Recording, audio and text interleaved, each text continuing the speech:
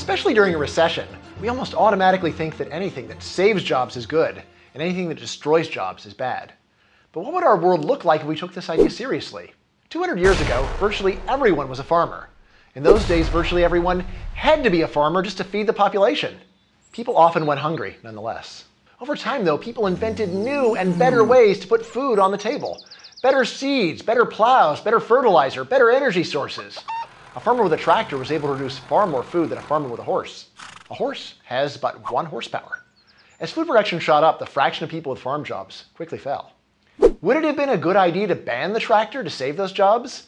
In hindsight, the idea seems silly. If government held back progress, we'd still be hungry and we'd still be farmers. But when people are losing their jobs, we almost always see disaster. Humans suffer from what I call make-work bias, the tendency to judge economic performance not by production, but by employment. Time really is money, a lot of money. If a superfluous worker earns $30,000 a year to sit quietly at his desk, the world is roughly $30,000 poorer.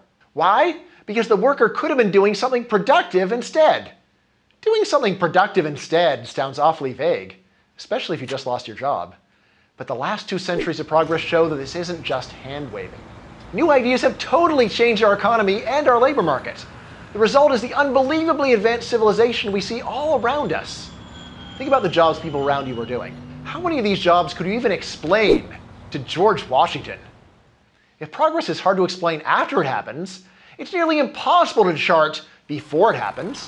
When tractors are replacing horses, who is going to have the foresight to say, the unemployed will now go build an advanced industrial economy? How about the foresight to say, let's prepare the world for the internet's arrival a century from now? The main thing we really know about progress is that progress is coming, unless we stop it. Modern democracies rarely actually ban new technologies to save jobs. But many regulations inspired by make-work bias try to protect workers' jobs, even if the workers aren't producing much. Most European countries have intricate regulations that make it very costly to lay off or fire workers. In the United States, worker lawsuits serve a similar function. One big downside of laws to protect workers' jobs is that they make employers more reluctant to hire in the first place. You're less likely to give a worker a chance if you know you'll be stuck with them, even if he disappoints you. But there's an even deeper problem with laws protecting workers' jobs. Suppose the law had no unintended side effects.